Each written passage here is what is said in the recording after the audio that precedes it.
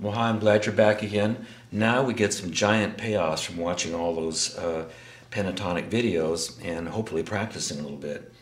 Today we'll talk about escaping major seventh hell.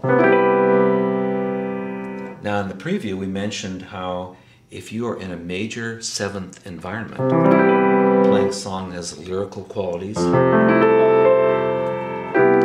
and really no funk, and you really want to scream and do a face-melting bluesy solo, you cannot do it in those songs. Okay, and if you keep this major seventh harmony and then try to play a blues scale, which kind of contradicts it, it just sounds inappropriate and kind of stupid.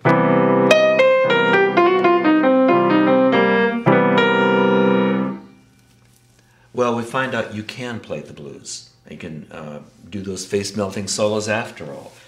It involves observing what's in a C chord. And a C chord is really an E minor chord with one extra note. They're almost indistinguishable. E minor, C. To work with the C major seventh then, we really need to be looking at E minor. In other words, look away from where you are in C, in this case, to another chord. And let's take a look at E minor pentatonic.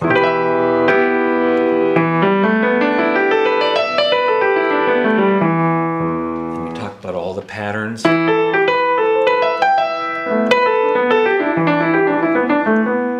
In our blues.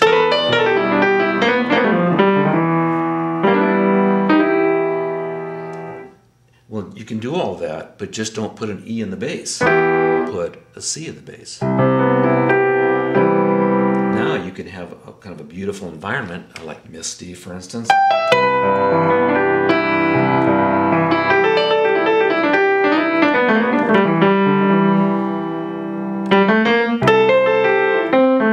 Now it becomes F. In this case, instead of F major seventh, we'll look at A minor, because an F chord is an A minor chord.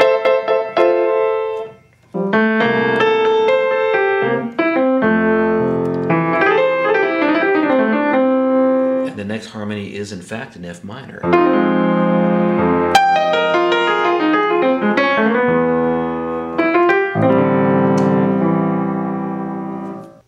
Okay, but let's deal with a lot of C major sevenths in a row. Here's C major seventh hell. This is Samba de Orfeo.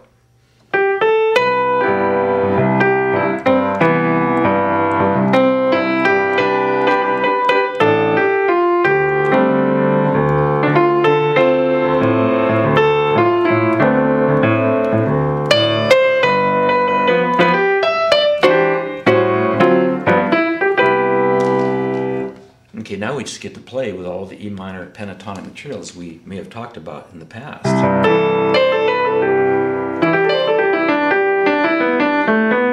Get this sort of stuff where you get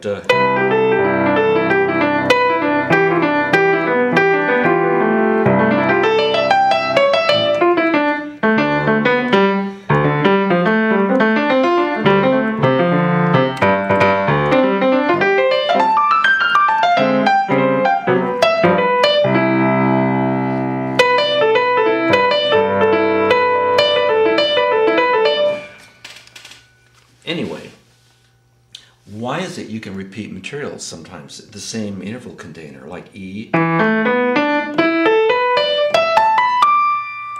Because it's really not repeating. This is a bit of philosophy.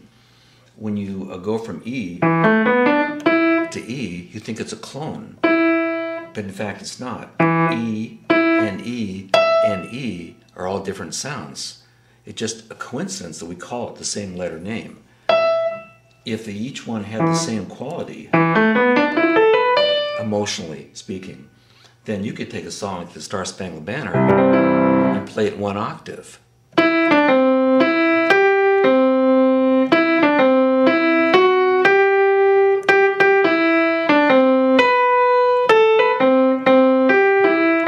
That's absurd. So you'll find when you try out these things, working a minor pentatonic against a major seventh, you can repeat the same stuff and sound like you're really sort of doing some face melting with all these opulent and wonderful ideas. But you're really not repeating the same stuff except in your head. So keep that in mind. Okay, now you know about playing on a C major seventh by in fact really jamming your own mind on a chord, a minor chord, a third above. We're ready to deal with going C major to C minor. Okay, when you go to C minor from C major, you just go to the direct minor pentatonic scale. As an example, I'll use a little bit of Stevie Wonder's Ma Chérie Amour.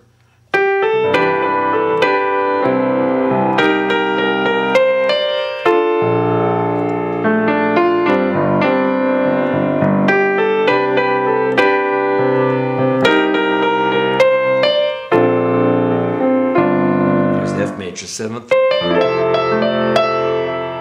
minor.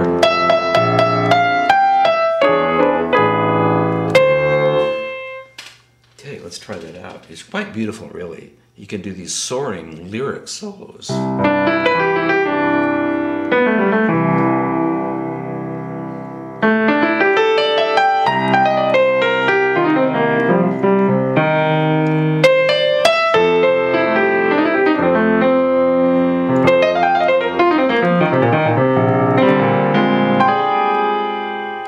Okay, these are all aids at breaking out of pentatonic prison and making you sound more opulent and giving you simple handholds.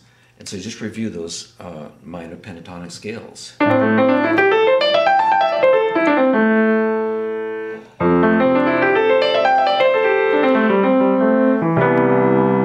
if you're doing the proper 2-octave fingering, you're finding that each handhold, each 4 notes or 3 notes in the scale, the correct fingering, is a little melodic bit you can work with.